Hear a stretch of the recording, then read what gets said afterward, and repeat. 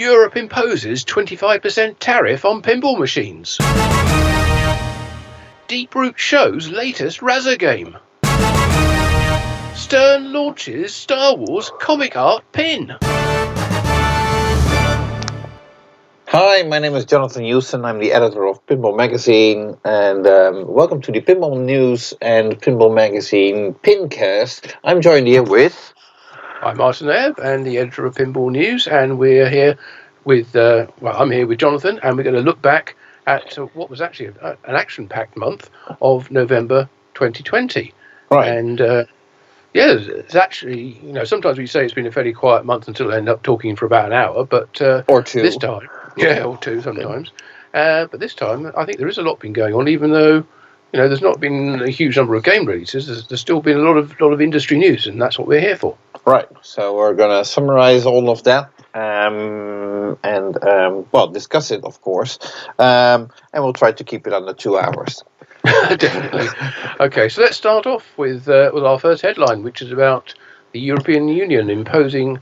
a surprise imposition of a 25% import tariff on various US products, or US manufactured products, and caught up in all that were pinball machines and pinball parts, which means that anything from the 10th of November onwards that's sent from the US to any European Union country and the United Kingdom at the moment will have to pay a 25% import tariff at the point where it hits customs, which came as a bit of a shock, I think, to a lot of people. I don't think anyone was really expecting that. Well, if you're talking about a $6,000 pinball machine, by the time it's imported to Europe, there's already an import tax being applied outside of the 25%. I think that's like 20%. So, and then there's VAT being added, which is on luxury goods 90 to 21% in most European countries. So basically, adding another 25% to that, that makes pinball machines basically, I'll be passing on new inbox pinball machines. I'm not surprised. And it's worth adding that all this is added on top of the cost of shipping as well. Yes. So obviously, if you're sending a container of machines over, a distributor or a large buyer, then you can consolidate some of those costs and amalgamate them into the price per machine. But if you're just sending a couple of games over, then you have to pay quite a lot of shipping charges, on top of which you then charge the customs and the VAT tax as well. Right. So to put things in perspective for US listeners, take for example Total Nuclear Annihilation. Prior to this 25% tariff, there was a $6,000 pinball machine, which, if you could buy it in Europe, you'd probably be paying 8,000 euro, which is like, let's say, roughly $8,500. So there's basically $2,500 added in taxes and shipping costs, basically, and there's still hardly any profit. So, and now add 25% on top of that. Yeah, so it's getting up to about 70% more expensive for a game in Europe than it is in the US. Right. So, did that figure that you gave include shipping, or was that a separate price? Well, the game originally cost $6,000 without shipping, and then of course by the time you get it to Europe, you're looking at €8,000, $8,500, something like that. So right. Okay. So add on another $1,700 on top of that, you're up to $9,200. Okay, so basically a $6,000 pinball machine is like a $10,000 game in Europe. Yeah, 10,000. Yeah. So that's obviously going to impact on sales of new games from now on until either this gets resolved or somebody manages to find a way around it. I can't imagine there's an easy way to dodge import duties, or it would be it will be a big business for someone to do it. But well, maybe we can smuggle them into the UK and then from the UK move them to Europe. And the UK is in an interesting position. I don't want to get too political on all this because we're here to talk about pinball.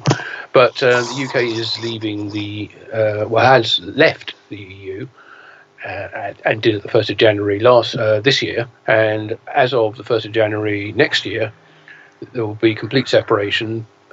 At the moment, there is no agreement between the EU and the UK about exactly how that's going to work as far as tariffs and trade and all kinds of things, agriculture and fisheries and healthcare and sharing of information, for anti-terrorist operations, things like that, and police. But that's all still being negotiated, and there's hopes that by the time this year is up, that a deal would have been sorted out and ratified by the 27 other EU countries, as well as the UK. But this is the beginning of December, and we've got until the end of December to sort it out. Now, as part of that, it may be that the UK has to follow EU tariffs, at least initially, on imports.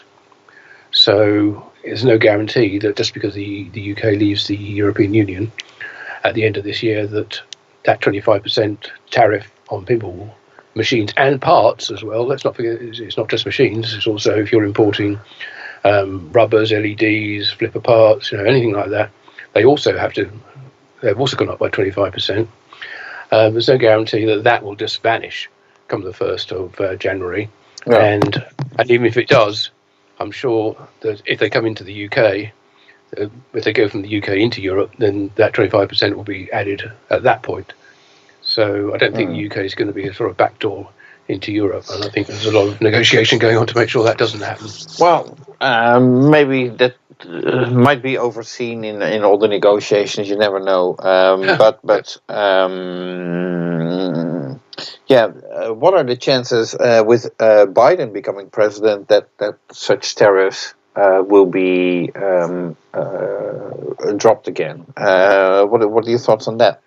It's possible, but this is a long-running issue. It all goes back to supposed illegal subsidies paid to both Boeing and Airbus for manufacture of planes. The US imposed tariffs on the EU of a similar kind on things like cheese and wine. That happened about a year ago, I believe, and that's been ongoing. And so that was when it was agreed by the World Trade Organization, the WTO, that it was allowed for the US to do that. It was just recently agreed that Europe could do a tit for tat, move and impose this tariff that we're talking about on US goods. Now it's a bit galling that it's impacting pinball because the tariff is designed to only apply to products which are available from sources other than the US. So it's kind of like if you're looking at, wine, for instance, that's being brought in. Well, yeah, you can get wine from South America, from Australia, New Zealand, and you can get Californian wine and another wine from the US. So that would make American wine 25% more expensive and less competitive, and it would hit American wine producers. Right. To the benefit of other producers. But with pinball machines, well, apart from Dutch pinball and I suppose we'll also mention Haggis pinball as well, and Home Pin. Some other companies, Home Pin, some other companies which we'll be talking about a bit later. Now, the vast majority of pinball does come from America, so it's not really, it doesn't really fit into the intention of the tariff. But anyway, so would it be possible to file for pinball machines to be excluded from the tariff?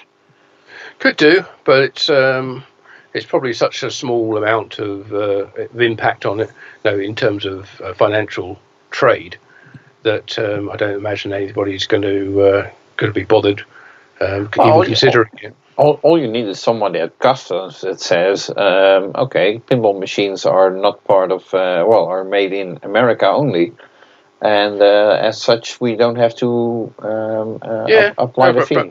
Perhaps it'll be reviewed this to see whether it's hitting the businesses that it's meant to. But just to address your point, I don't think there'll be a quick resolution to this dispute. Okay. Because it has been going on for years, and even with a change of leadership in the US, I think it'll take these things tend to be almost above political parties.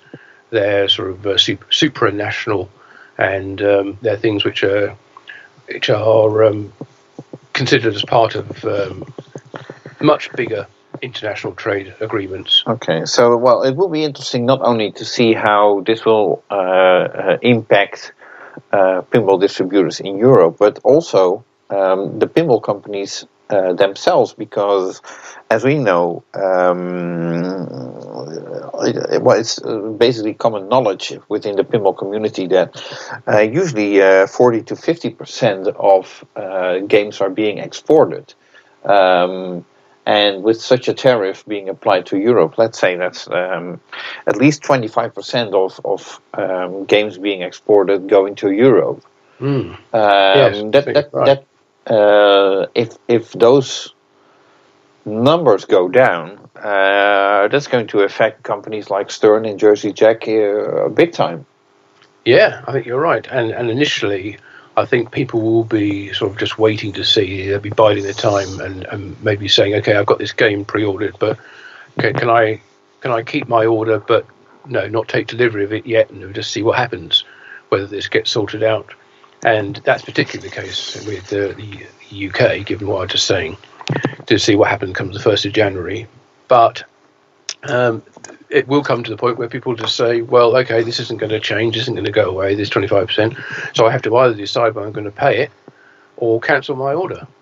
And it'll be interesting to see which way people go. I imagine it'll probably, if I could pluck figures out the air, I'd probably say 50-50. That half the people who've got orders in will pay the extra and half will cancel. Right. Oh, well. Then still, that's going to be a big hit for companies like Stern and Jersey Jack. The other companies, Spooky and American, I don't think they have... Well, American Pinball does have distribution in Europe. I don't think Spooky officially has... Well, yeah, a couple, but not those numbers are not anywhere near like 40-50% of the games they make. So for them, the impact will be less, I suppose. Yeah, I think so. But all round, it's bad news for all manufacturers and buyers. And also, if you're owning a game and want to buy parts, most of them will come through America at some point. Yeah, or they're made in China. Or we go back to the situation where people start basically taking parts of other games to keep other games running. Yeah, it could be. Perhaps we'll end up with donor games. But then again, pinball in the current situation, the machine prices seem to have rocketed. So I don't think parting out a machine is quite as an attractive option as it was at one time when you couldn't. Some machines you couldn't sell. These days you can't get enough machines to sell. Right. So I think it's people are always going to want to fix up machines in this current climate rather than part them out. Right. All in all, bad situation. So let's hope a solution will be found in some way and soon, because we all would benefit from that. Yeah, let's move on to one of those manufacturers who might potentially be impacted if this tariff runs for some time. And some good news actually from Deep Root Pinball, who've shown the latest version of their retro atomic zombie Adventureland. Yes, a production model of this game was basically shown and played and demonstrated at the What's Brewing coffee shop on Saturday, November 21st. Yeah, so production maybe in terms of mechanics, not in terms of software, I don't think. I think it looked like there was still quite a lot of work to do on some of the sort of the back office side of it, the diagnostics, the connections, the the setup menus and all the stuff that they're doing through that rather interesting looking pin bar, which has had a bit of a tweak. Right. I'd have to say that I watched. There was a stream by. Let me look it up if I can see it. Fliptronic, if I'm not. Fliptronic, yeah, yes, that's right. Which is still available on Twitch, so you can look that up. Personally, I was looking at the playfield, and I found the playfield lighting quite underwhelming. Well, the bar's been raised somewhat, hasn't it, over the last few games from, well, certainly Jersey Jack and with Guns N' Roses, right. But also Stern as well has been doing some good stuff with their lighting. I tend more to reference a game like, for example, Total Nuclear Annihilation, which has a light show that absolutely blows many games, including Stern games, basically out of the water. And of course, Guns N' Roses has a stunning light show. It looked very dark and I'd say 90s, which, that might be something that they want to go for, but if you're competing against a Guns N' Roses or Avengers or something like that, then your light show has to be on par with those as well. But okay, that's one of the things I thought meant it wasn't really a production version. There's a lot of all this stuff to be developed yet, and I think some of the graphics as well that we saw. We saw was good, but there seemed to be a lot more to go in there yet. So, right. But there was some good news. I mean, last year in November, there were two prototypes at the Houston Arcade Show, the biggest complaint over there was that nobody seemed to be able to make the center ramp shot. Yeah. That's certainly improved. That was very doable on the Fliptronic stream. Yeah, absolutely. I should just say that they had two models there. They had the Extra, which is the top of the range version, which featured the new style back box and also the illuminated side art, which I must say looked great. I really very impressed by the side art illumination there. It looked very vivid. Obviously not that great if you're sticking it in the middle of a lineup of other machines, because you won't get to see it. So it's something you want to showcase. But they also had the arcade version there, which had a more traditional back box design that Robert had spoken about before. But say Robert Mueller, who's head of Deep Root Pinball, and he was there at the Watts Brewing coffee shop, along with Stephen Bowden. Yeah, and they were answering questions that were posed on the stream, or answering some of the questions, I should say. Right. And demonstrating. Steve was demonstrating some of the features that were built into the software and also into the configuration diagnostics menus. Yes. Yes. Yeah. So, and it's also good to mention that the edges of the pin bar, the corners are now rounded, which was one of the big concerns when the first photos of the game came out. So, so they solved that. Although, I think that's another thing I think didn't look entirely production quality. It looked a bit. Shall we say, like people taking hammers to the corner and smoothed it all off, but not in such a way as to look, it looked like a traditional rounded lock bar. But the important thing I think was the display functionality, which showed, some of the things they're hoping to do with the pin bar display, and there's a lot going on down there. So I think it's innovative. Yeah, I think it is actually. Yeah, it's another control surface. Obviously, there are concerns about having any kind of touch surface in this current condition, with the ability to pick up various nasties off a flat surface. Mm-hmm. And some questions about what happens if somebody does spill somebody does spill drinks or stub out cigarettes or whatever, and makes it into a particularly nasty surface you wouldn't want to touch, because you have to use it to start the game. Yeah. Because there's no start button on it. But apart from that, I think some of the things they were doing on there look very interesting, as well as picking modes. And one thing one downer, I suppose, about that would be something I mentioned a while ago, was it's a very narrow, wide display. And I think when Stephen was going through and showing the switch matrix, yes, you can't sort of see everything all at once, because it's a very and there's no chance of seeing where the switches are on an image of the playfield, because it's the wrong aspect ratio for that.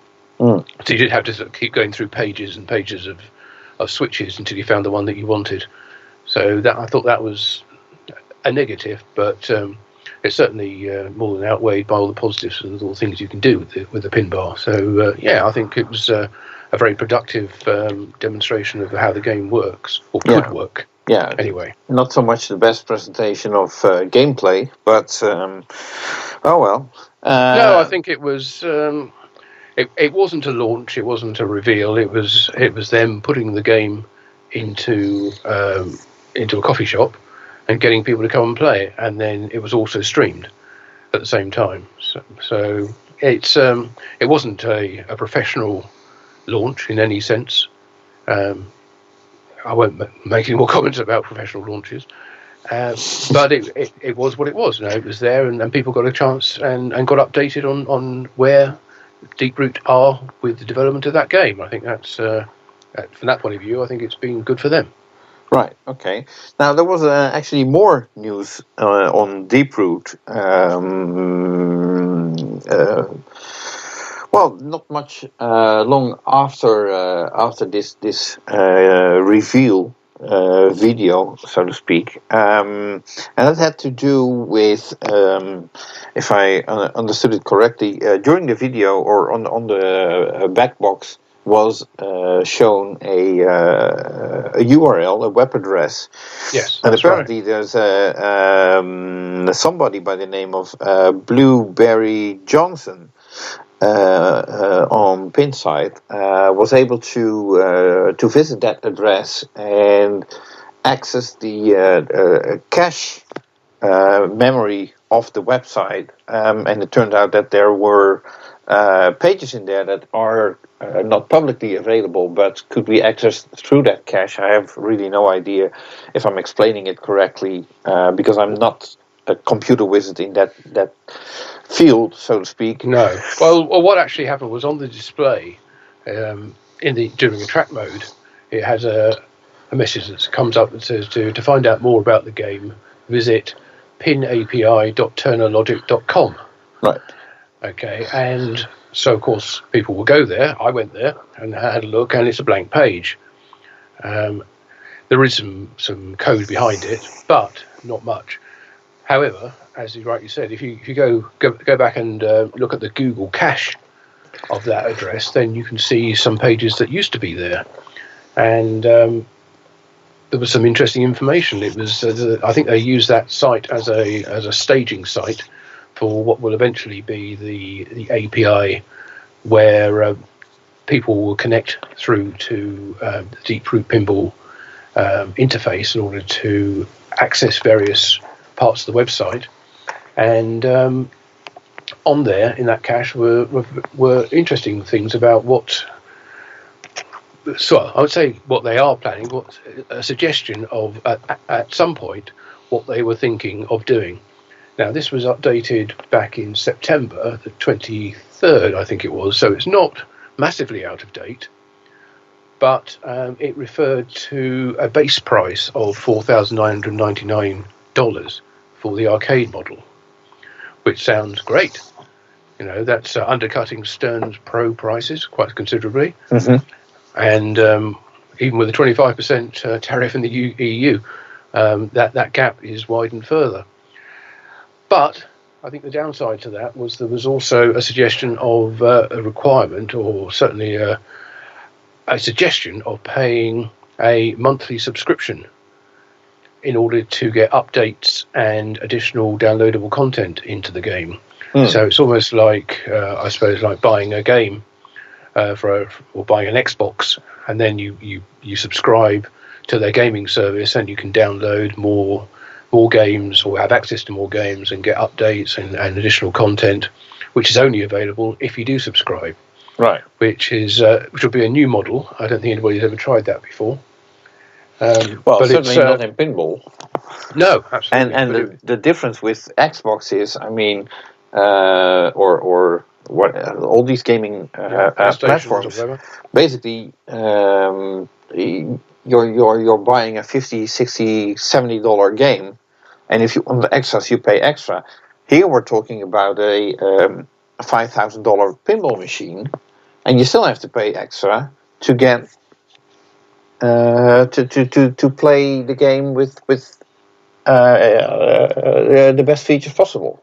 Yeah, I suppose the question then would be, well, what's the minimum you can pay in order to get a fully loaded or a feature complete and software complete version of that game? If it's $5,000 now, and you, as you say, you subscribe for $50 a month, which there was a minimum 1 year subscription, by the way. So which I think was priced at $500. So you're looking at another $500 on top of that. After 1 year, will you get a complete game? Or would you have to subscribe for year 2 to get the bug fixes that are introduced in year 1, and then year 3 will give you more content? Right. Or can you just go in, 2 years later or 3 years later after you bought it and buy all the updates up to that point? But it means you've got 2 years of playing an incomplete game. Right. So who wants to do that? But who says that you get updates every month? Because it could be that if their programmers are working on a different game, they might not have time to make updates for your game, and basically you're paying a subscription fee for a month with no extras. Oh, I should say that it was actually $549 for a year, so you get 1 month free. But it's not just for updates to the game. You also, it's kind of like the Stern Insider and the Spooky Fan Club and things like that. You get other benefits. You get, interestingly, what they call free enhanced support for your $50 a month. So it doesn't sound like free, but okay. No, yeah. Makes you wonder what support you get if you don't pay it. You also get a flat rate on shipping of pinball purchases, I suppose, merchandise as well. You get, if you buy 5 games, you get a $2,500 store credit to spend on this, for those of you who are buying in bulk. You get some deep root merchandise, swag, that kind of thing. You get advance access to future games when they're released or when they're announced. And you get, what else do they say? Oh, they say you can skip the line on priority and get priority shipments of, I don't know whether that's games or merchandise, but anyway. And then you get the DLC, which is the downloadable content and updates released during all of them that are released during the active membership, which kind of makes it sound like you need to sign up on an ongoing basis. But we'll see. It was early days yet, and this, as we say, was only on a staging website. It may not be something which they end up rolling out, but it might be. Right. So, and this subscription, is that tied to one game? Or if you're a distributor, could you take the subscription and all your games are included? That's yet to be shown. If you're, presumably not for a distributor, but if you're an operator, then yeah, maybe you can buy them in bulk and get a discount that way. Right. So it's not like, let's say you're an operator, you're buying 5 Raza games, but you'd have to take a subscription for each of those games. Instead of, okay, I got a subscription to be, and all these 5 games that you bought will be updated on that one subscription model. We don't know at this stage. Right. But what we do know is that if you go to the Apple App Store, you will find there is a Deeproot Pin Access app which you can download, and which obviously doesn't do anything yet because it can't connect to any machines. But when it does, you'll be able to, according to the blurb that is on the website, it says this app unlocks worldwide access to log in, play, save, and interact with our pinball machines and community. Users can save preferences, log in to play or administer machines, record and view scores, and submit reviews. Owners can review support documents and videos and submit support tickets.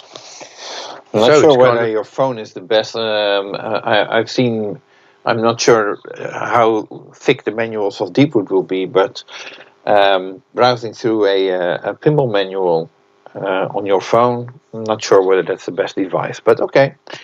Yeah, well, there's the app there, as I say. I don't know whether you can actually install it yet, whether it's available, and I assume it's free rather than costing anything, but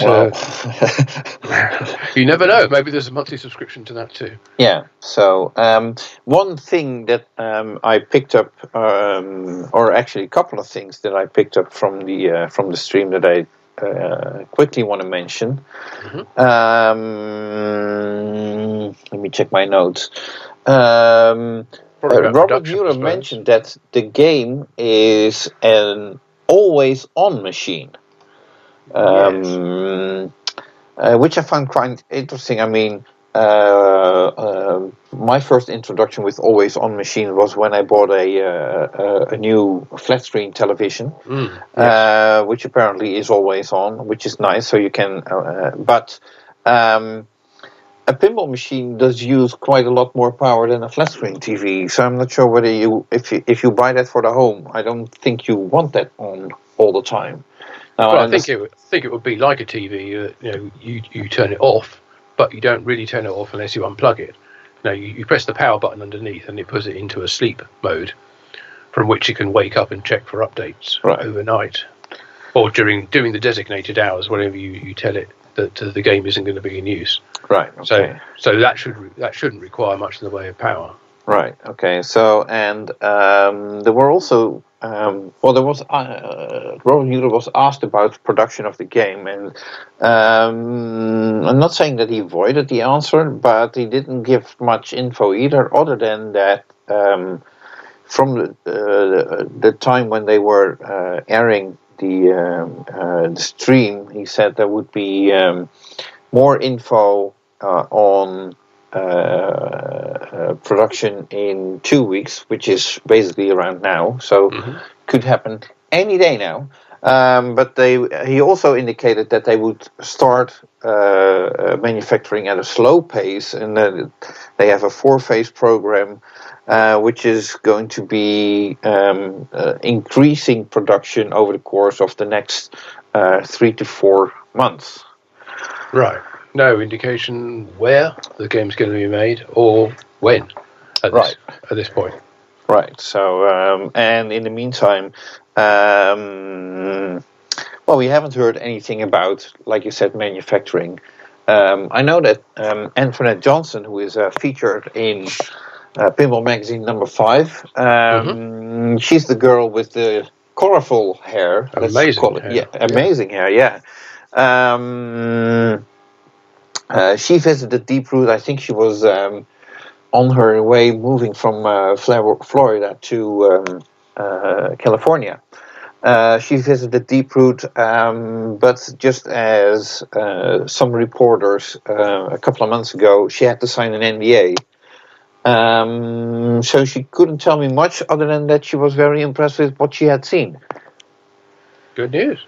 Great. Yeah. Let's hope they can get those games out and available to buy and to download the additional content soon, because I think we're all really wanting to play them.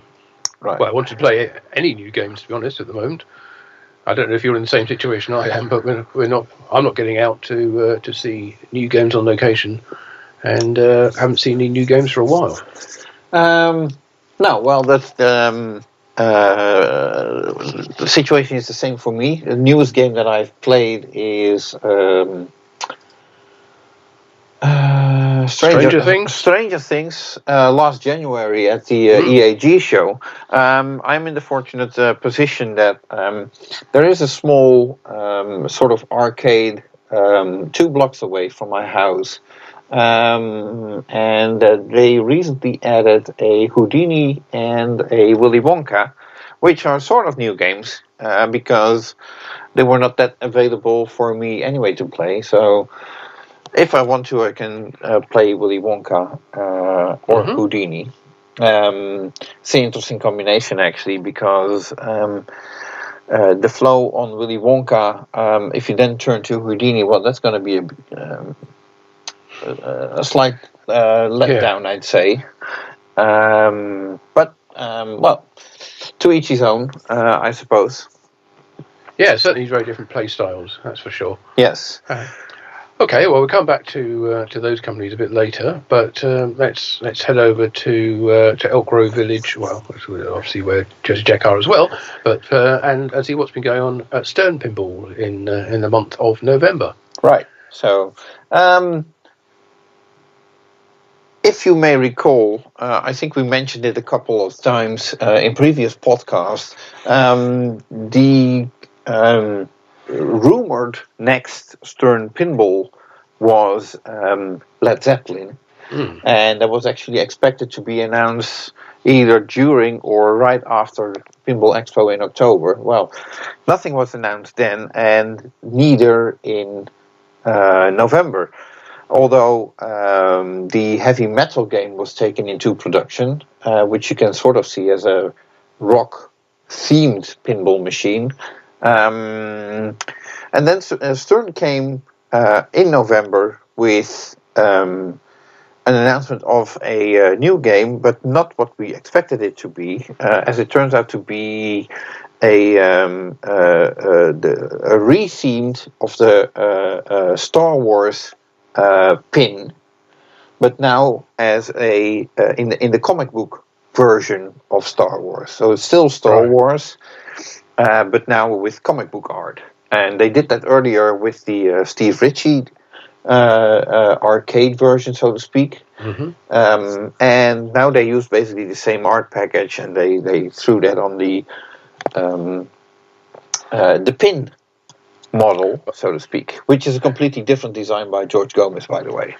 Yeah, it's a similar art package. I wouldn't say it's exactly the same. No, it's similar, but yeah.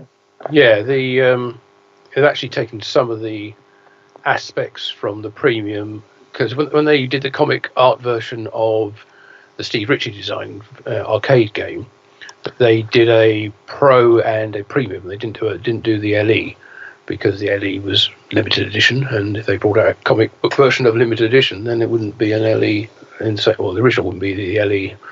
It wouldn't be limited to the same number. But this pin version is a combination of artwork, or cabinet artwork, and backbox artwork, and translate from the premium and the pro comic art versions, done by the same artist, Randy Martinez, and it kind of completes the lineup. They did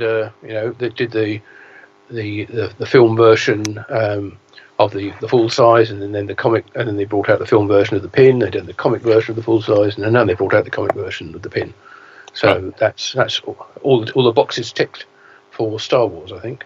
Right. Okay. So I'm still wondering how many of these games they actually will be making and selling, because the price point is basically like for $1,000 more you get the real deal. So yeah, I think it's about $1,500. But obviously, I suppose they think that Jersey Jack have gone high and taken the premium end of the holiday sales with Guns N' Roses. So that left a sort of a bit of a gap at the low end. No, low being a relative term, of course, when it comes to the price of the pin. And they thought, well, this is a good counter to that, for people who haven't got that kind of money to spend on a Guns N' Roses and would like a Star Wars game. Well, here's another option. If that's something that floats your boat. Right. So I'm still curious. Well, obviously, I haven't been in to America. The entire year basically. This year, yeah. Yeah.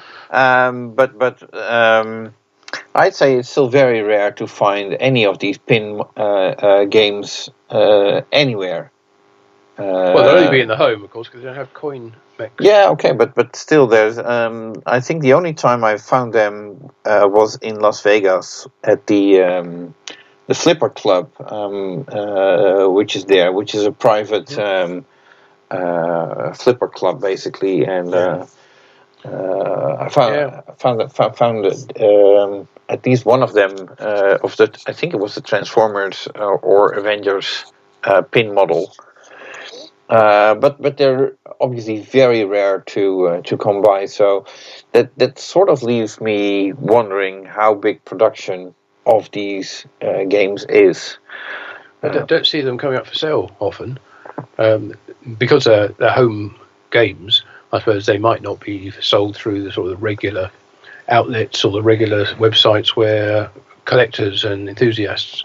Well, you still can put them up on eBay if you want to get rid of one. Yeah, true. Yeah, eBay would be a good place, but I don't know whether people. I haven't seen many out. I haven't seen any on up for sale. But then, as I say, they go into homes, and they're probably like one-off purchases that people don't trade them in the same way that collectors and enthusiasts do. And when the next new game comes out, they need to sell one of their collection in order to make space. This probably goes into the average family home and stays there for decades. Right. Okay. Well, anyway, enough about the Star Wars comic book pin and what have you, because there's lots of other news from Stern as well.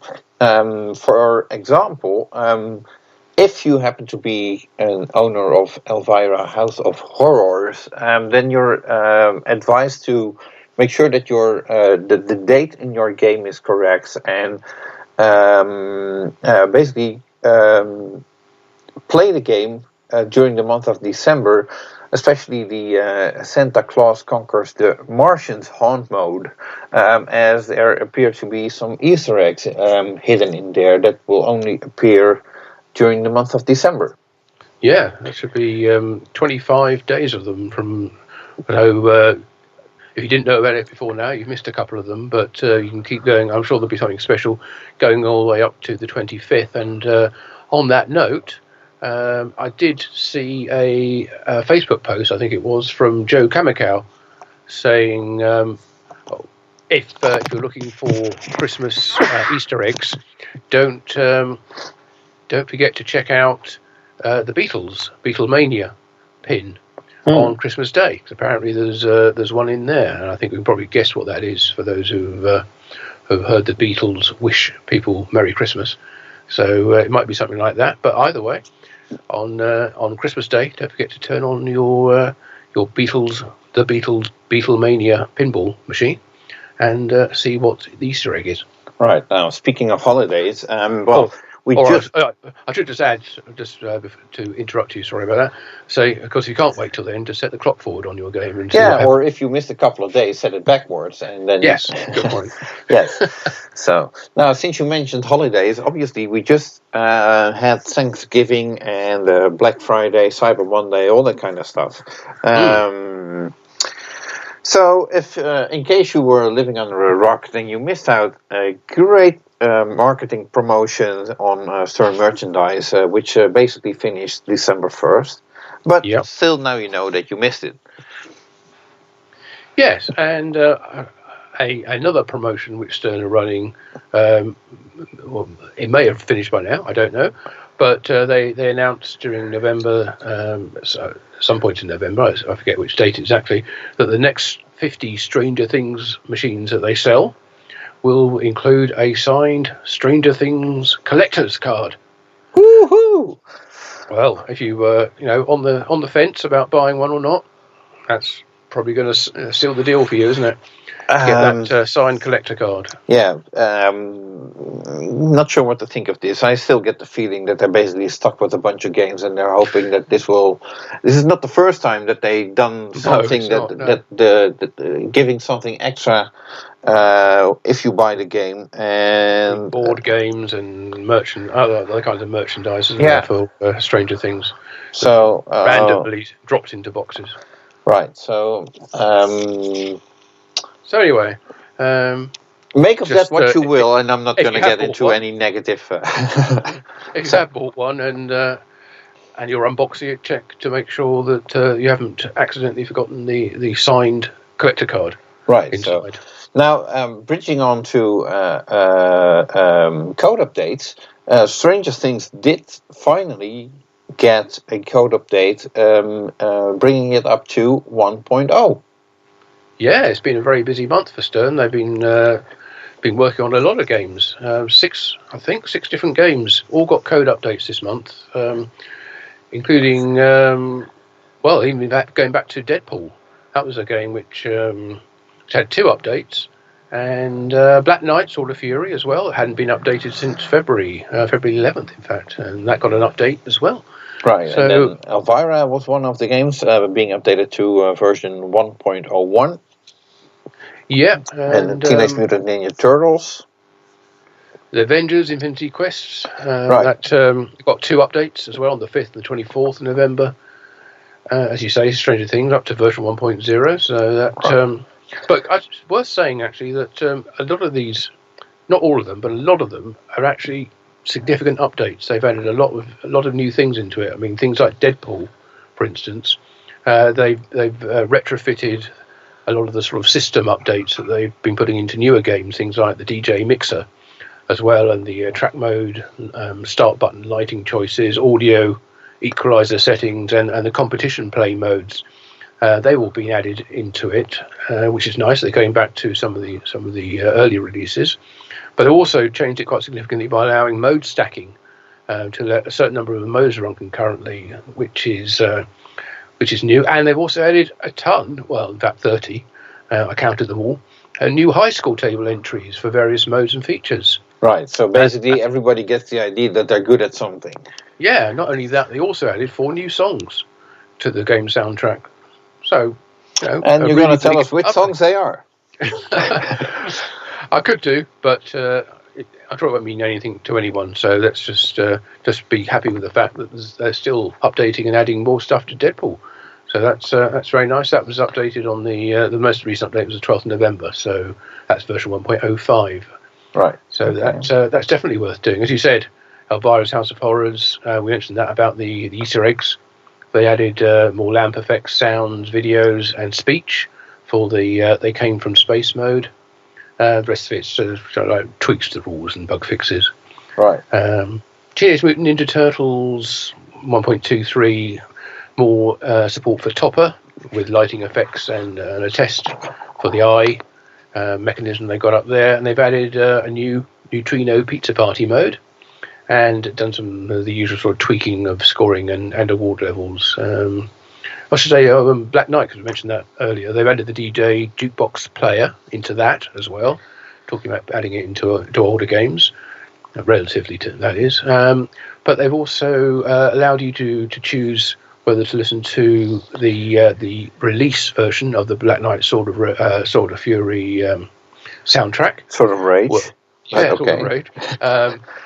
An alternative soundtrack or a retro mix of the original Black Knight soundtrack, as well as a few changes to the way the modes work and the usual bug fixes. Okay. So yeah, I think there's been a lot going on. So kudos to Stern. They haven't been sitting back and twiddling their thumbs with no new games other than the comic art pin being released. They've been working on new code updates, and they brought a lot out in November. So thanks to them. Right. Okay. So, yeah, I think that's for free. Yeah. No subscription required for that. Ooh, yeah. Well, let's not bring any ideas to Stern about subscription model, because before you know it, yeah, that's a good point. Yeah. So anyway, so moving next door almost. Across the street. Yeah, Jersey Jack Pinball. Yeah. I'm going to leave this one to you because I really have no idea what this is all about. I've been following the Scorebit system for a while, sort of trying to work out exactly when would be a good time to write an in-depth article about it. For those who don't know, Scorebit is a way of it's a system really. It consists of a hardware board and a software API that allows you to get the scores out of your games, really, and also to interact with other aspects of the game system, the diagnostics and the bookkeeping, all that kind of stuff, which getting a score for players live while they're playing the game is a difficult thing to do on with so many different systems, and the way that they're programmed probably means that I'm guessing here that as a programmer, occasional programmer, I'd say that the score information is not stored in the same place in memory on every game, and also the feature details and awards probably aren't either. So what they tend to do is you can buy a board for a particular game which plugs in and sort of interrogates the system, the CPU and the memory, and works out what's going on with that game, and can extract the scores and upload them to a central server, which is run by Scorebit. So you can look on there, you can see how games are going, you can obviously do high score tables, leaderboards, tournaments, all that kind of stuff, but also challenge other people in real time. But it's an add-on system to your existing game. Well, until now, was Jersey Jack Pinball have integrated Scorebit into their Guns N' Roses game, so that basically, because Guns N' Roses has internet access, it means that they can access the Scorebit API directly by Wi-Fi, and you can get all that same functionality straight into the Scorebit system without having to buy or subscribe to anything. It's all part of the Guns N' Roses infrastructure, so that's great news. Scorebit normally, as I say, they supply you with the hardware, but you also have to subscribe to their service in order to use all the functionality they give you.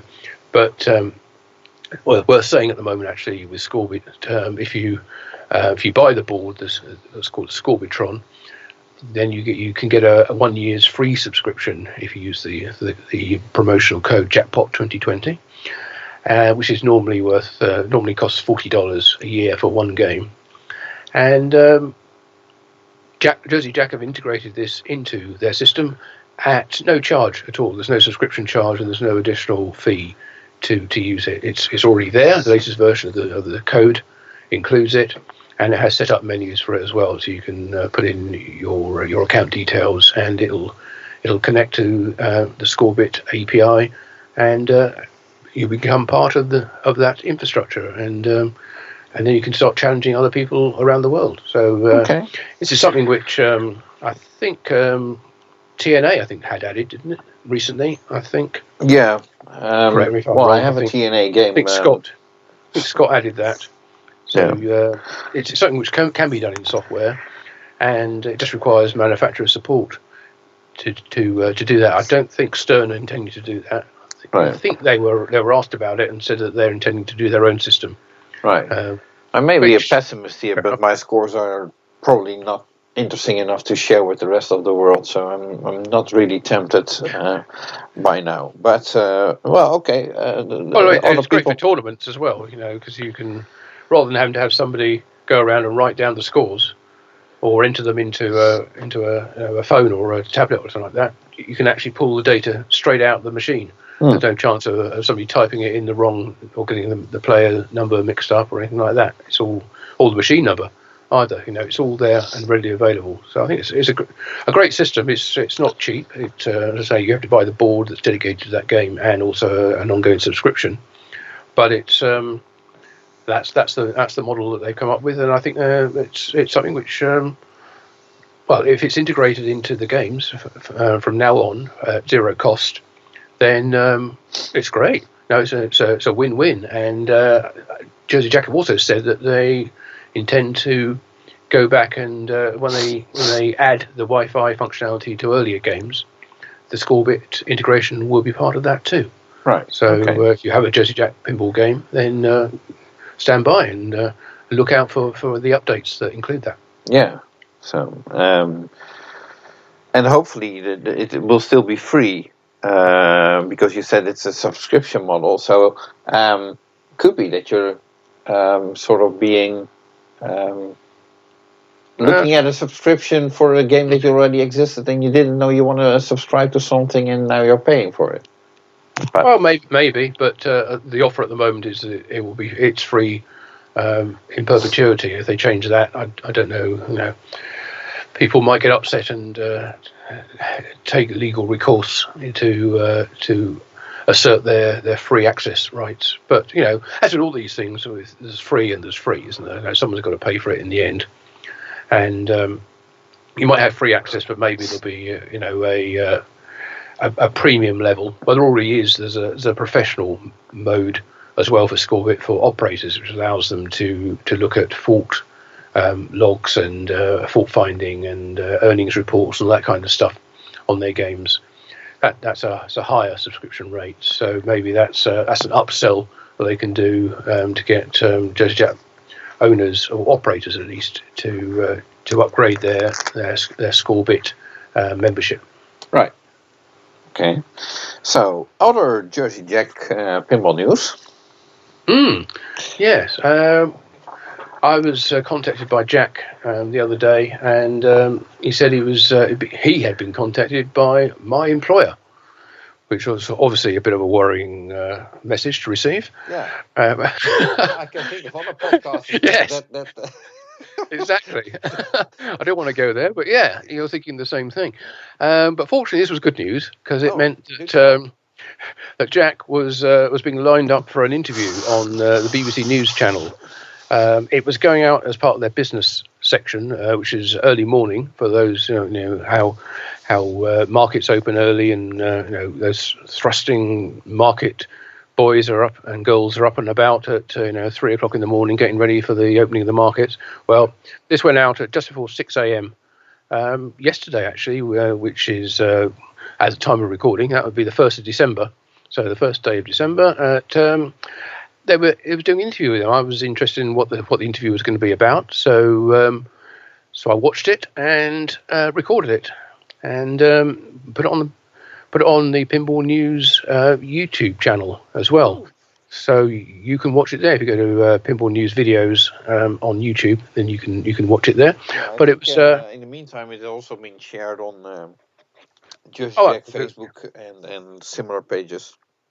Yeah, that was the file that I sent Jack and also uploaded to YouTube. So it's the same one.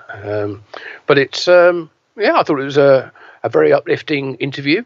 It was not serious. It was about the growth in home sales during the pandemic, the way that the company's Guns N' Roses game, the collector edition, sold out in 2 hours, I think he said, and the way that people are still getting to enjoy pinball, and as Jack pointed out, I think in the interview, it's pinball that they're producing now is nothing like the pinball that people may be familiar with from their childhood. Yeah, the bells and chimes. The term, it's not your grandfather's pinball machine. Exactly, with all the RGB LEDs, hundreds of RGB LEDs, the big screen, the Wi-Fi, the Bluetooth connectivity, and the in-depth rules, and the amazing lighting effects on the playfield as well.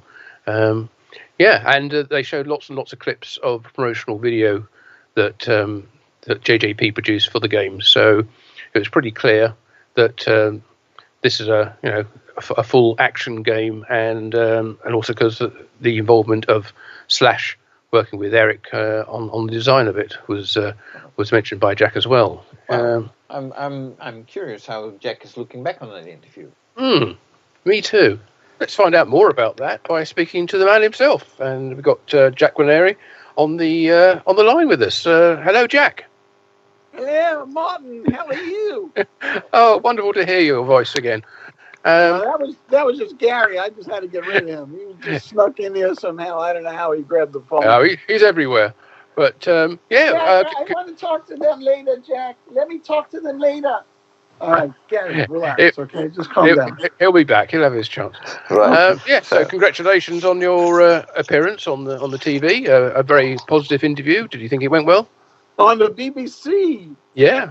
Oh, I loved it. It was so great. It was See so what much fun happens to when me. you talk to us first. You were a guest on the Pinball Magazine and Pinball News podcast, and next stop, BBC TV. BBC, I mean, what's next? What's next? I don't know. Who knows? But it was really good fun.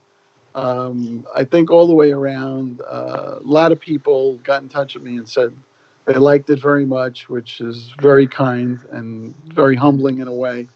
It was kind of funny for me because it was 1:00 in the morning. Yeah, that's right. it was live. It was live, no net. So I didn't know what questions they were going to ask. It's not their policy to disclose questions. I had hoped it would be. I had hoped it would be a very positive type of interview, which it was, and it was very light, and the presenter was very nice, and it was just great to talk about pinball. I love it.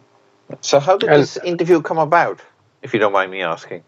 They got in touch with me. I just got an email out of the blue about a week before that asked if I'd be interested in being interviewed for this business show at 5:30 a.m.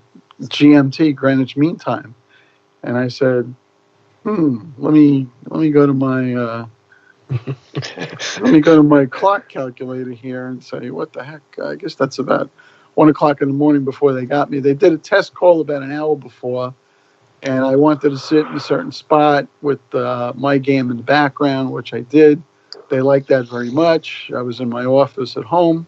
The lighting, they were happy with. They were happy with the sound. So the engineer that called me, he was just thrilled. He says, maybe you've done this before. I said, yeah, man. Yeah, it's really easy to spot somebody who's media savvy like you are. But of all the things you did talk about on that interview, were there any things which you would like to have like them to have asked you about? Or were you afraid to even be asked about certain aspects of things like, for instance, the EU tariff on pinballs and how that's affecting the business and the way that location has been impacted by the virus? Yeah, I don't think I could say afraid anymore. I think it comes as a badge or a whip mark that comes when you start a pinball company almost 10 years ago. That the fear factor has been beaten out of me, if there was any of it at all. I think it was a stupidity factor, or maybe a naive factor, or just entrepreneurial factor. But I was kind of ready for anything. I knew in the intro they were. It seemed to me in a subliminal way they were leading towards saying pinball was like an old school kind of game. And then when she asked the question, and I told her it's not your grandfather's pinball machine, that these games are Bluetooth and Wi-Fi enabled, and they have the RGB LEDs and screens and everything like that. She got it, and I think she had some fun with that too. The tax part about it, it's been interesting because we've had no cancellations from any distributor affected by the tariff that was enacted last month. And that was quite a surprise to everybody. Pinball people, God bless them, because they're a group that, is unmatched, really. They want their games. It's been a bad year in a lot of ways. It's been a good year that we're almost through it, and there's some vaccines and some hope coming. But they want their games, and they realize, they say, the game cost X amount of money, and I'm committed to it, and another 25% I'm not happy, but I'm going to pay it and get my game. I want to enjoy it. I want to have fun with my family. I promised that we're going to have a good holiday, or I promised, we're going to get this game. It's a great game, Guns N' Roses, and there was a little bit of pushback from some people trying to figure out, could they change a date? Could they change an invoice amount of money? Could they fly it into some wacky country and smuggle it across the line? There's always people that are going to try to do something different. We don't participate in any of that stuff. Well, it's interesting that you mentioned that. Obviously, here we had to deal with the Brexit, and apparently the current agreement with Europe, between Europe and England or Great Britain or whatever it's called, expires December 31st. In theory, the additional tax that's being added recently will, after January 1st, not be applicable to the UK. So there might be a construction where you could import games into the UK and from the UK to mainland Europe, which would actually avoid those 25% that's being added. Yeah, I don't know about that, and we don't consult on taxes or tariffs or any of that kind of stuff. I for the most part, Jen and I manage all the distributors, and I have a special relationship with foreign distributors because I visited pretty much all of them, and I know pretty much all of them for many years. I put our people on guard to say, you may get phone calls from different countries where people are trying to buy directly from the U.S. or they're trying to skirt this, and so we redirected some of those people. There haven't been many of those calls and emails, but we redirected them back to their home countries to buy games from there because we don't sell directly to any country outside of the United States. And certainly where we have distributors, if we get a lead, we send that lead in the U.S. to a local distributor that's closest to that lead before we would sell the game directly anyway. You know what? It's a mess, Jonathan. That's what it is. It's 2020 and it's a mess. And maybe this thing will go away and maybe it won't go away. We don't know. Nobody knows. That's the bottom line. And the whole Brexit thing, I read about it, I hear about it, we all see it on different business shows. It's been years that they're talking about this thing, and hopefully for the people in Great Britain that want it to happen, it happens. That's all we can say. Yeah, we won't go into too many details about Brexit because it's a lot of it's still under negotiation. That's a whole other show, Mark. It is. It's a whole other series of shows, to be honest. But yeah. One thing I did want to ask, though, was having done the interview, a couple of things, actually. First of all, on there, the presenter seemed impressed or surprised by the speed at which the games had sold out.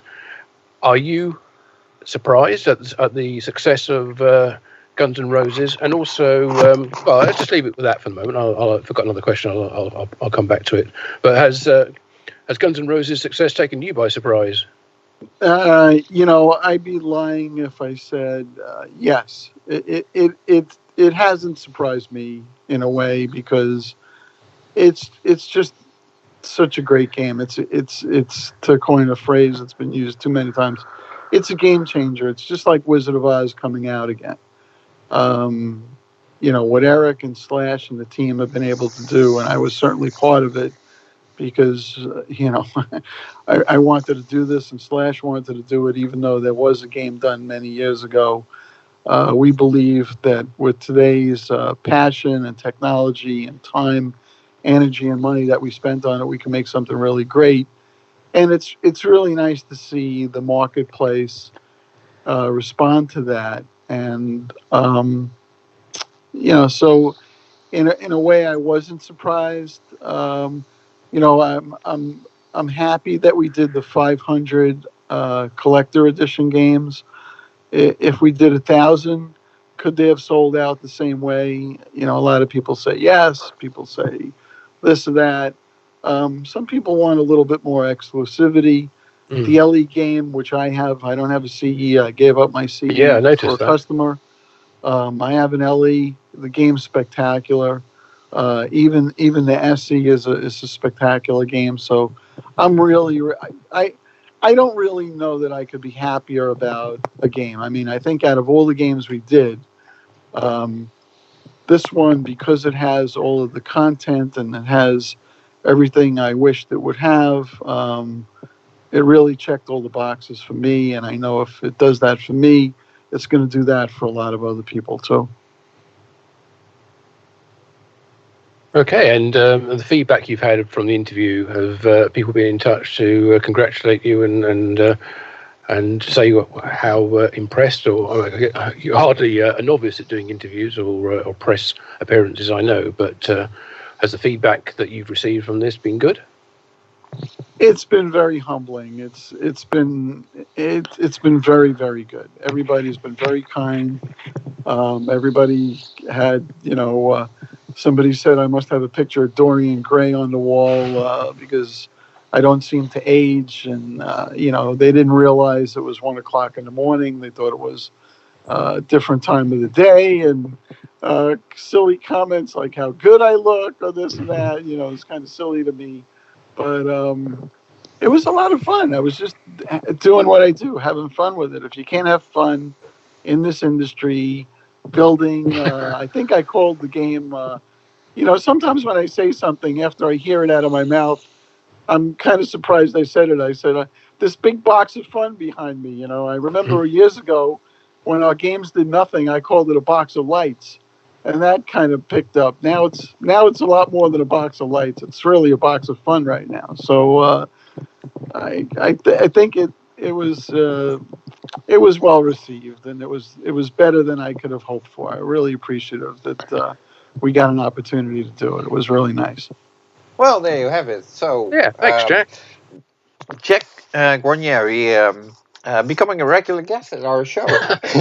yeah. And happy to say so that he is. Obviously, we have other people who would love to be a regular guest on our show, but have difficulty getting on every time. But we're going to do something about that, aren't we? Yeah. We are. Not sure whether we're going. Are we diving into that right now? Well, let's just carry on, and I'm sure we'll bring him in at an appropriate point. Shall we? Okay. For those who are new to our podcast, we're sorry.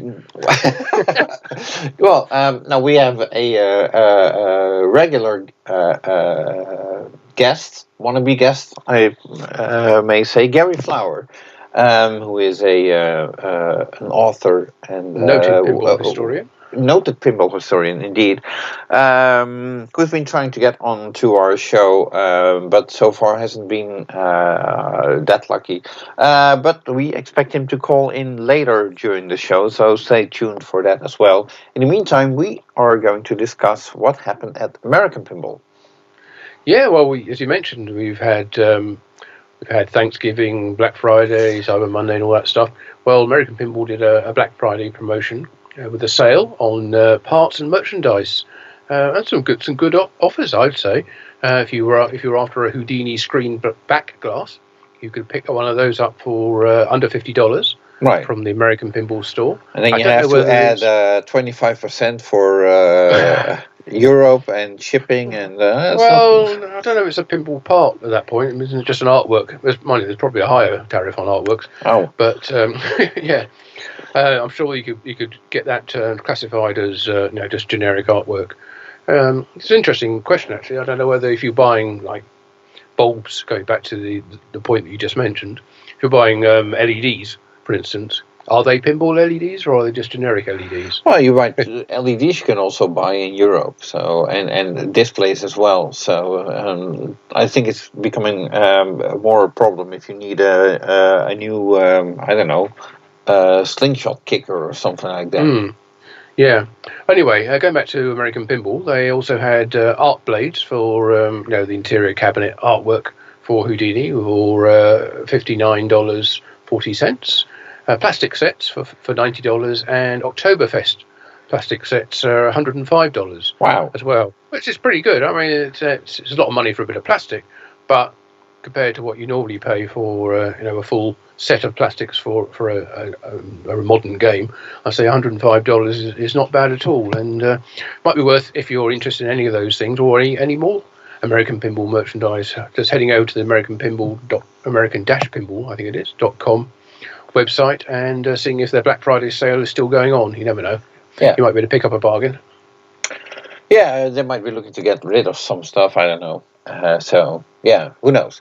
But there was more. Last month, I think we already mentioned that American Pinball had been involved with the Hot Wheels Legends tour, and there was some sort of a tournament for designs where people could design their own Hot Wheels car, if I'm not mistaken. That's right. The final of that took place. Well, what can you tell us about that? Well, during that, of which Snoop Dogg and Jay Leno were both taking part, they also revealed the winner of the Hot Wheels sweepstake that was run by American Pinball. That was basically you comment and enter for be part of the sweepstake. There was no charge for it, but sadly it was limited to America. So anybody in the US, that is, not even in North America, in Canada, so that's why it was banned.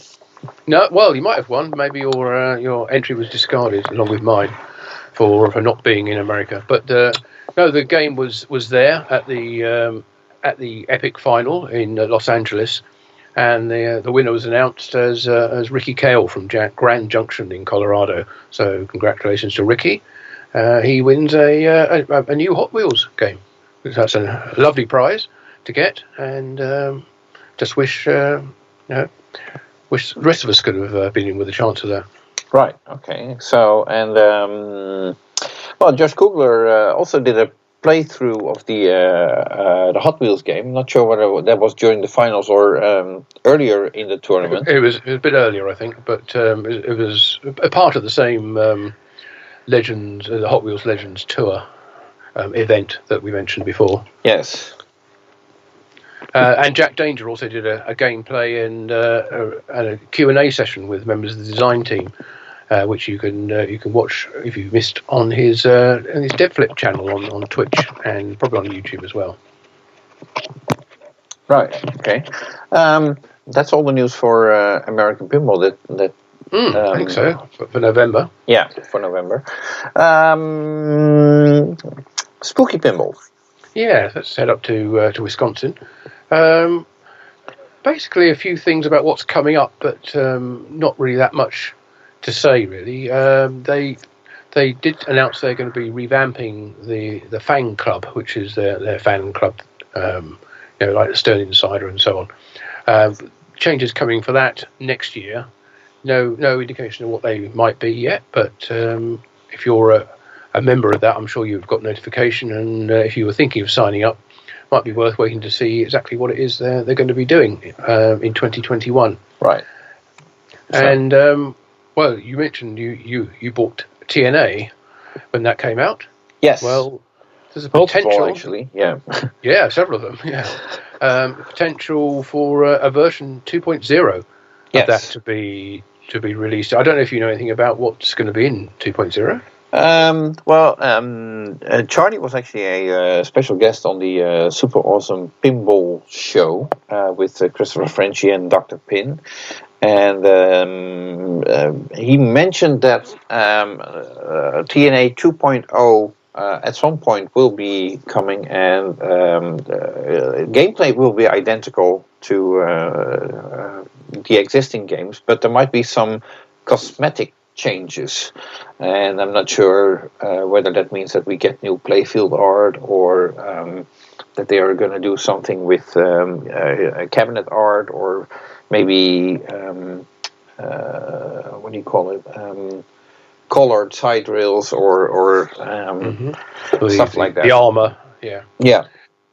So, but he didn't specify when that would happen, and I didn't get the impression that it would be right after when they finish the production of Rick and Morty.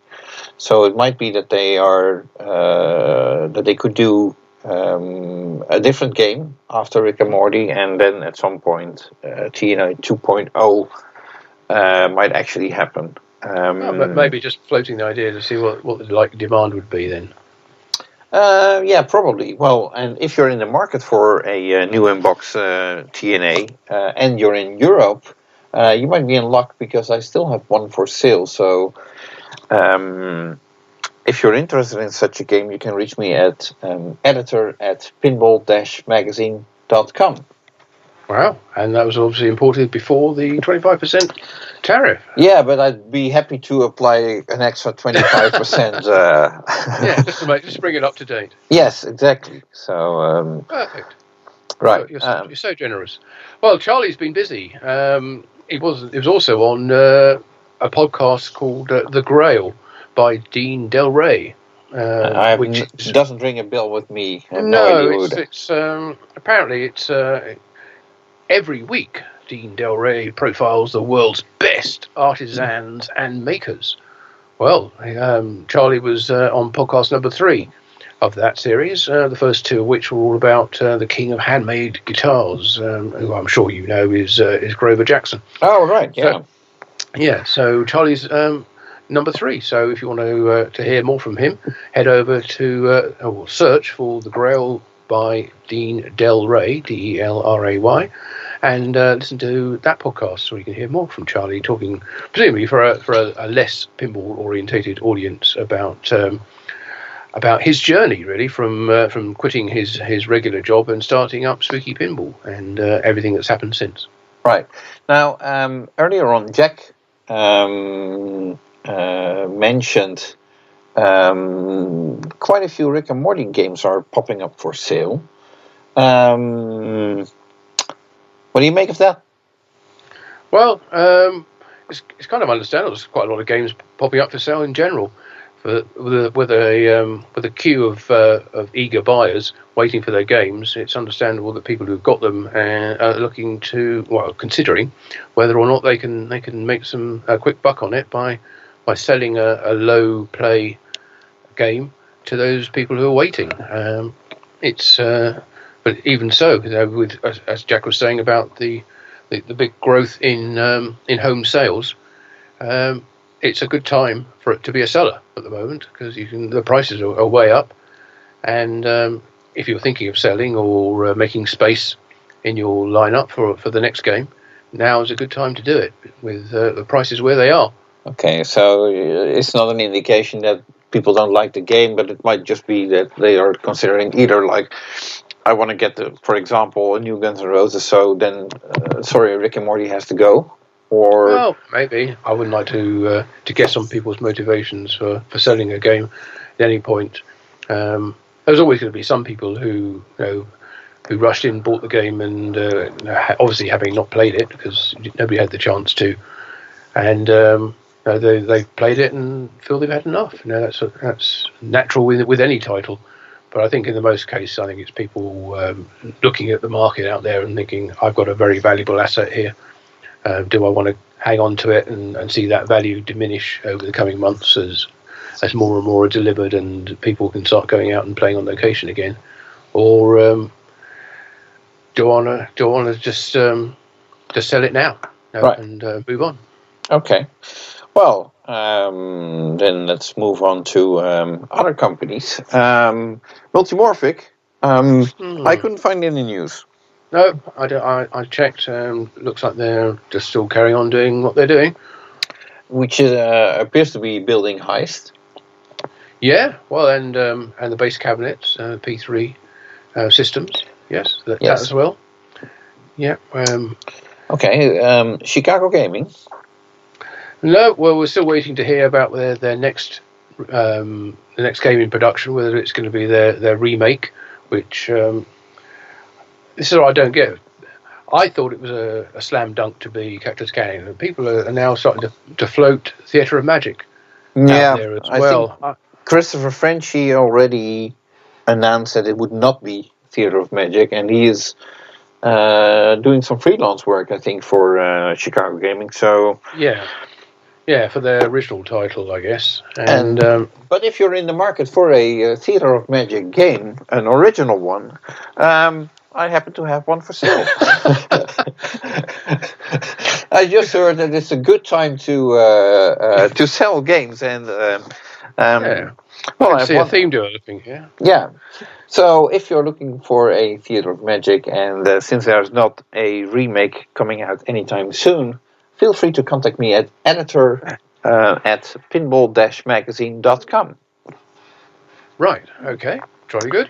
And so moving on to Home Pin. No news there either, other than that they are busy manufacturing replacement parts. Yeah, I think that's what... Hang on, is that your phone? Oh, I got a new one. You remember what happened last month? I do, yes.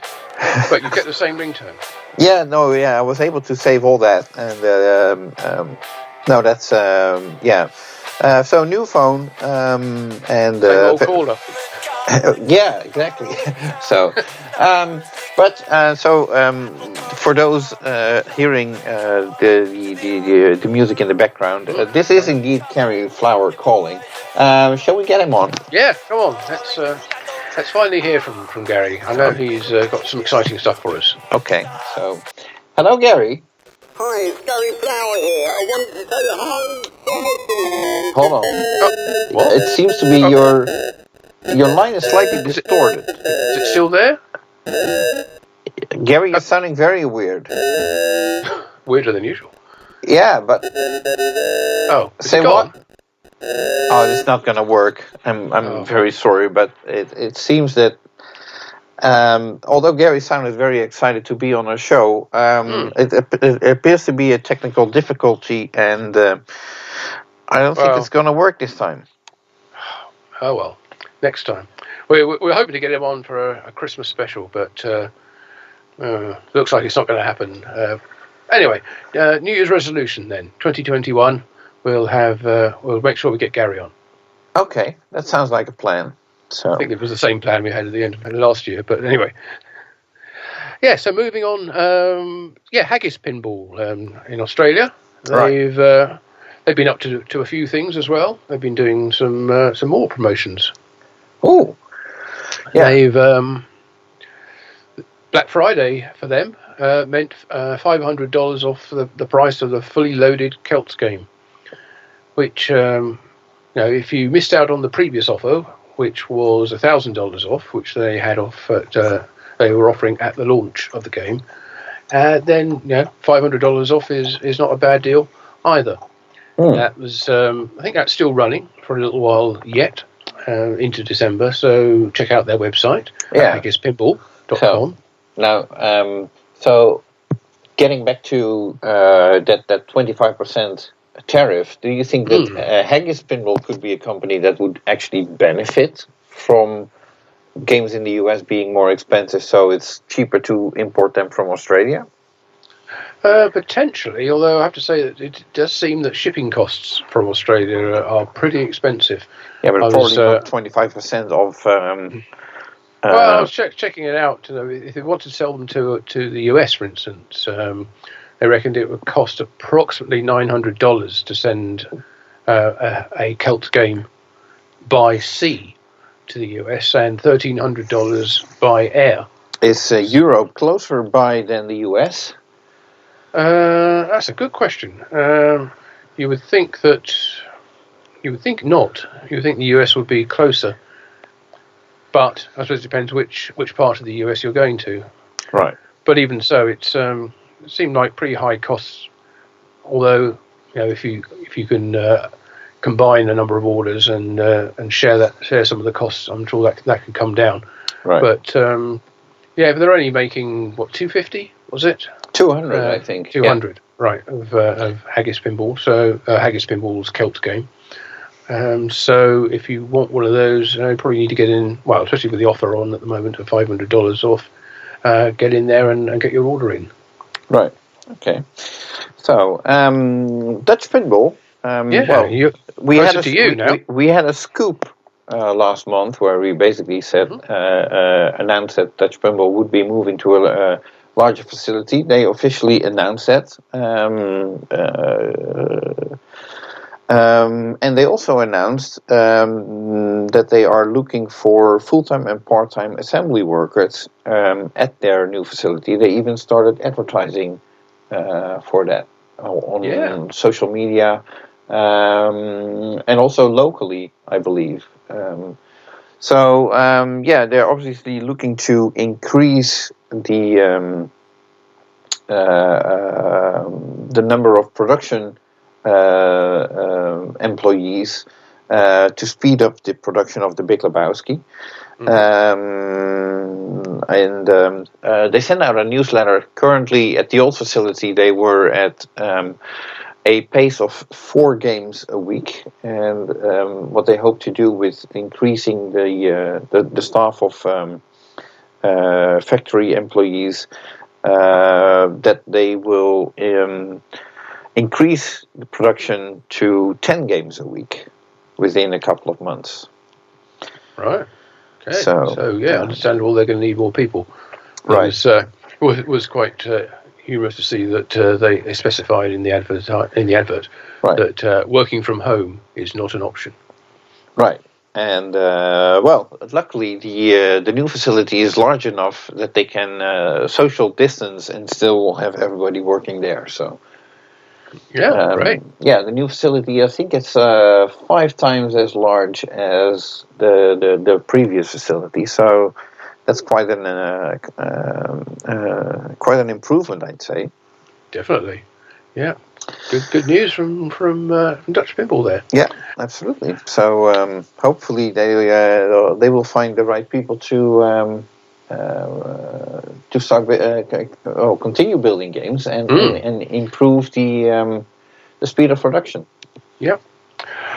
So moving on, no news from Circus Maximus about their Kingpin game or Python's Pinball Circus, but Jimmy Lippam, who works with the team there, he's launched a new product, which is called the Pin Vision, which is it's a replacement backboard for the Twilight Zone game, to start with at least, which basically takes the wooden panel that's at the back and replaces it with an LCD panel, which displays sort of game coordinated animations which match the gameplay and the modes that you start and the scores. Okay, that's very cool. Look, it is very cool. And some of the animations, well, they're all very bright, and it has a sort of twinkling star field effect when there's nothing else happening. But it did seem very responsive to gameplay, and didn't seem to have much in the way of a lag, which you might expect some systems to have, as they had to sort of call up the appropriate video clip and or wait for the signal to get through the system. This seemed very responsive and eye-catching. And okay, I had a few sort of caveats about some of the animations not being to my particular taste, but that's always the way with any new artwork, isn't it?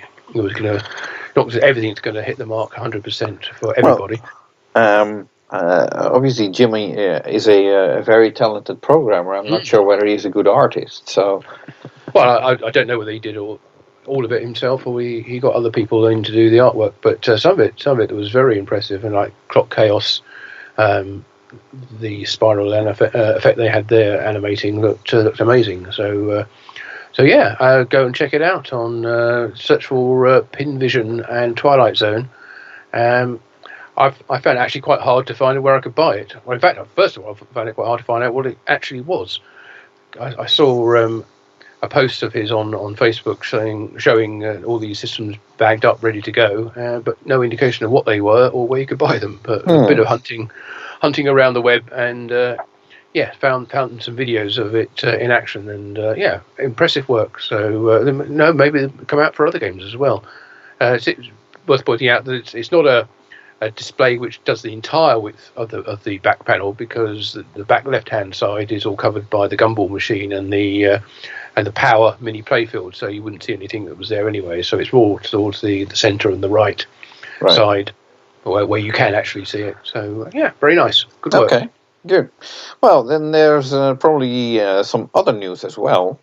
Let's start off with the Pinball Brothers, who, if you have a good memory, Pinball Brothers was basically the parent company, I'd say, of Highway Pinball, or at least the company that funded Highway Pinball, who have brought us Alien and Full Throttle. When Alien, only a handful of games were actually made before the company sort of went under. Mm-hmm. And but the Pinball Brothers created a Facebook account in October, and since then they have been teasing a remake of Alien. Yeah, I've been sort of posting over and over little snippets or little hints and clues about Alien, which I just sort of been watching these and thinking, well, for goodness sake, get on and tell us what you're doing. We know you're doing Alien, but show us, rather than just show us, a little bit of plastic here or a little bit of artwork there. Just tell us what you're doing. We know who you are. We know what you're making. So, out with it. Well, apparently they're going to announce mid-December or mid this month. Then exactly what they are doing or what they have done, right. And when it will be available. Apparently, it's going to be Alien, a remake of in a standard size cabinet, I think, rather than being a wide body. No. Oh, it's still going to be a wide body. Still going to be a wide body. At least that's what I got from listening to Kaneda's podcast last night. So December 1st, if you want to look that up, because he had designer of the game, Dave Sanders, on. And Dave commented on basically the the snippets that have been shared, but those include segments from I wouldn't say schematics, but playfield drawing. Maybe. Yes, playfield drawings and that kind of stuff. And he said the game is definitely still a wide body, but from the placing of certain elements, and especially a coil that was apparently removed in earlier or the existing models of Alien. But was intended to be there. It sounds like the magnet up at the top. Yes. Top left, yeah. Yes, that's actually back into the back into the drawings, and the reason the magnet was removed was there was no space to place the magnet, because the Highway Pinball cabinets have the playfield resting on two rails on the side of the cabinet, where in the new version it appears to be that those rails are not present, which could indicate that we might see a different cabinet being used, or basically it could be that we might see Alien in a wide body Bally Williams cabinet. Right. Okay. One of the things I did notice from there, though, is it looks like they've taken out the LCD from the playfield and put it into a back box type display like Stern have, with a display panel with speakers either side and a smaller LCD in the middle. Right. Which, to my mind, would be a bit of a shame, because there seems to be plenty of space on the playfield for it. It would obviously make it cheaper, because they've then taken out the big LCD display from the back box as well. Right. Didn't Alien have two LCD displays on the playfield? It did. Yes, it had the airlock one, which was the small one, but basically the main display was both in the back box and on the playfield. And I think on that game, a lot of people actually used the one that was on the playfield, because it was always more visible than having to look up, which was always Andrew's contention in the first place. But he felt he ended up feeling he had to put a back box display in as well, just because people demanded it, even if they didn't look at it that much. But it's obviously better for for spectators as well. They can see what's going on in the game with the displays in the back box. Right. Okay. So, well, if you want to hear more about that Alien possible remake, check out Canada's Pinball Podcast of December 1st. And look out for another announcement coming up in a couple of weeks as well. Right. Okay. It will be interesting to see who will be manufacturing that game, because if it's manufactured in Europe, that might actually benefit European buyers. Yeah, absolutely. Yeah. And there's little downside for American buyers because there's no tariff going the other way. So, apart from the shipping costs to get it over to the US, and the relative strength of the US dollar to whatever currency it's going to be priced in, it sounds like a good idea. I think if you have a look at is it freeplay.se, the site where you can buy all the Alien plastics parts and sculpts and everything, then that's all priced in euros at the moment, even though I think it's a Swedish website, so it's not in Swedish kronas. So if they make Alien there, it's probably going to be priced in euros as well. But I guess it'll be in dollars, be available at a dollar price too. Right. Okay. So now, from Alien, it's a if you remember, I think there was a limited edition backglass which was drawn by an artist named Brian Allen, who since then has actually done quite a few other backglasses for pinball machines, mostly based Monster on Bash, Attack from Mars, Medieval Madness, and his latest edition is a whitewater translite, which is loosely based on the original John Yawsey backglass, but with more characters added and references to other Bally Williams games, such as No Good Govers, Fishtails, Creature from the Black Lagoon, Dr. Dude. And that's available on his website, which is flylanddesigns.com. I have to say I was pleased with how the artwork looks, but I was a little bit disappointed that he's referencing a lot of games that Dennis Nordman and Greg Ferris, who are usually teaming together with when they were at Williams, not all the time, but quite often. Yes, Dr. Dude is in there, but to me it made more sense to put, for example, Greg Ferris or Dennis Nordman in the raft on the backglass instead of a character from a game that they had no involvement in. Yeah, it just seemed a bit weird. I think there's a lot packed into this, and sometimes perhaps too much. Less is more, perhaps. Yeah, I don't know. As I said before, everyone has their own individual likes and dislikes. It was also interesting that unlike the original, it's actually got the name of the game on it. The original whitewater back translite didn't need it because it had the topper with the waterfall. Well, it still has, but yeah. So this is if you're not putting it in a game, you're just buying it to frame, then this one will have the name of the game on it, which is nicely done. So I should say that it's available, as you said, from flylanddesign.com. $120 was the price. What? Yeah. Well, it's a bespoke piece of art, and speaking of which, you could also get inner cabinet art. The art blades that we were talking about before.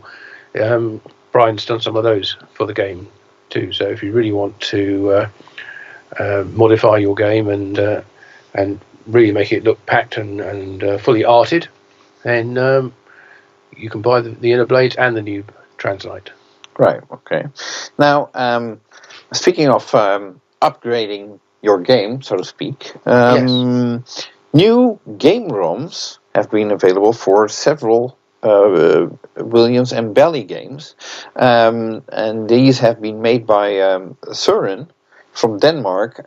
He runs a website called Dots and Loops Pinball.com.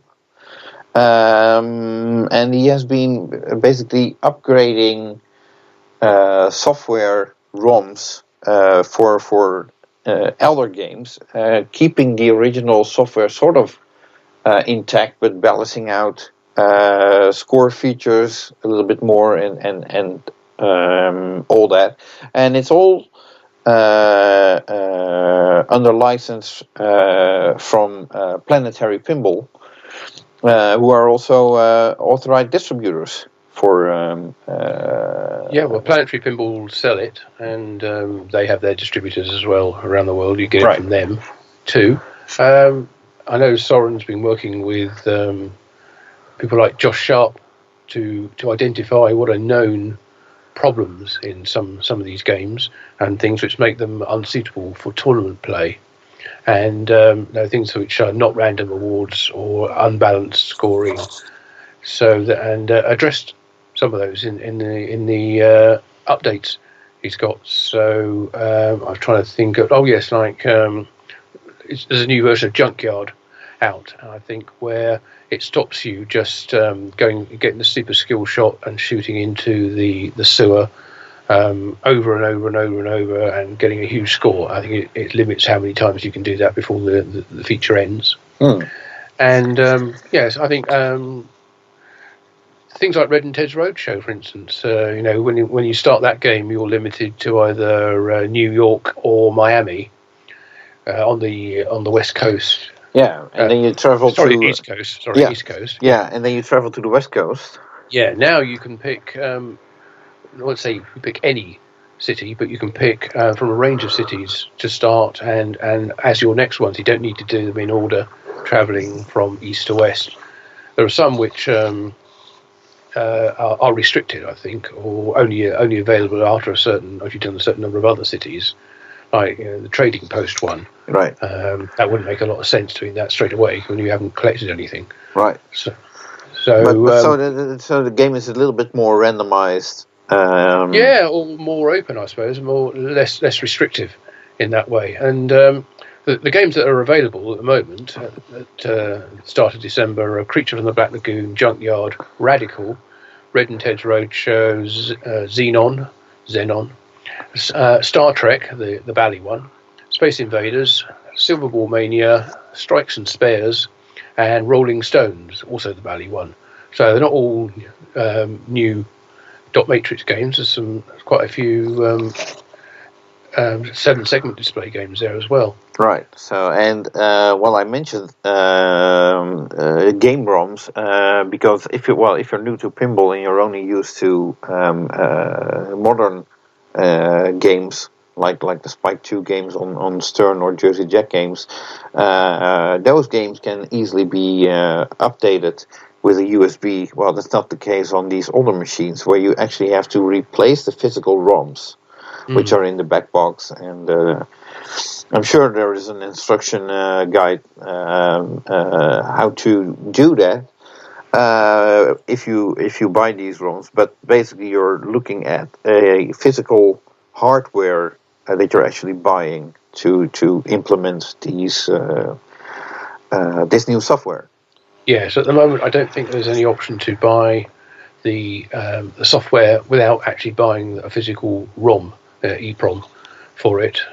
For those people who can burn their own or offer a burning service, I don't think that's available to you. You do need to buy the ROM, but they're cheap. They're like $15 or $20. I think they're $15 for a single one and $20 for those games where you have to upgrade to. So it's peanuts really, and certainly will bring all those games much more into tournament play than they could have been before. So that's good, and there are other tweaks as well, not just the tournament things, but as you said, only scoring had imbalances. Oh, they'll be coming. Well, I can get a score bit system for your game, and you can do online tournaments. Right. Okay. Then some very, I'd say, rather disturbing news, especially if you're a tournament player, regarding the replay foundation and it's the consequences for replay effects. Do you have more details? Yeah, so the Replay Foundation was basically set up to oversee and sort of an umbrella organisation for Papa.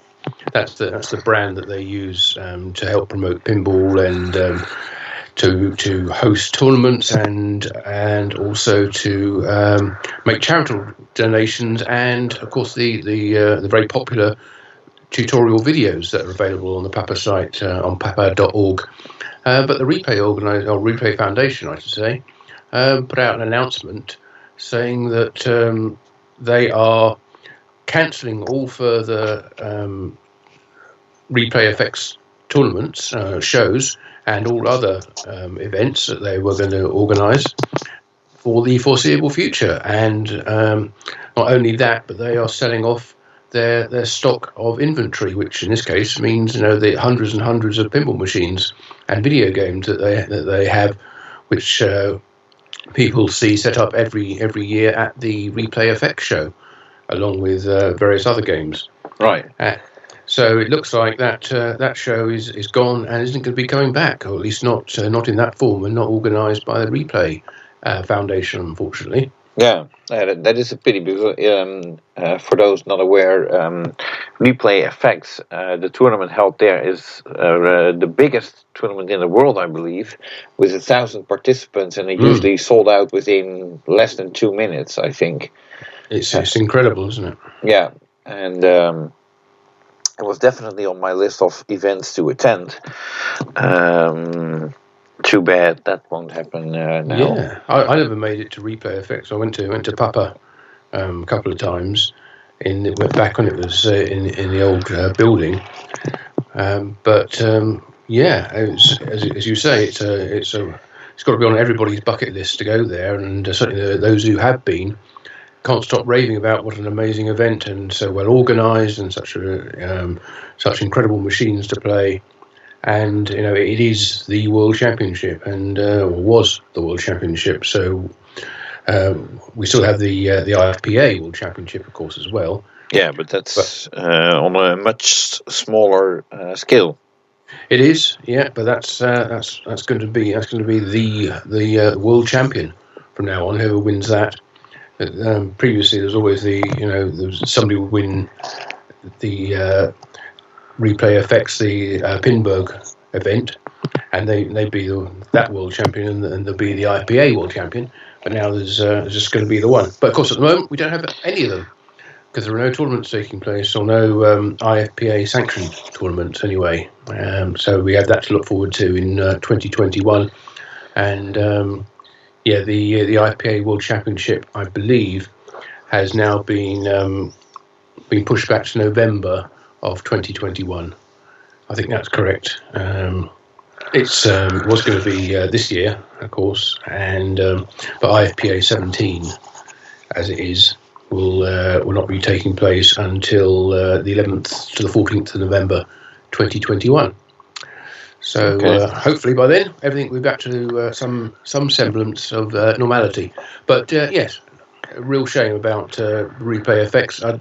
I don't know the reasons why, and it seems a little odd that just because a couple of shows need to be cancelled, that they have to set off all their inventory and basically cancel everything forever. Yeah. But they know the finances and what the implications of not holding shows are, and that's obviously had a big impact on their ability to move forward in the way that they have in the past. Do we know anything about the reasoning why they basically are selling off everything? Or?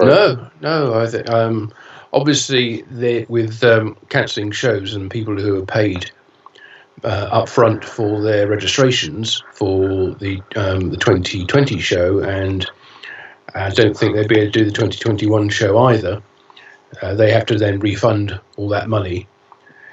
So that's obviously going to incur some debt, and they have to store all these machines somewhere. And if they can't use them and maintain them, then what's the future really? How far ahead do they want to look? Do they want to look at what's going to happen in 2022, and try and get things geared up for that? They decided that, given the finances as they are, they needed to do what they did. Yeah, it is interesting to note that the Replay Foundation itself will remain in existence, Absolutely.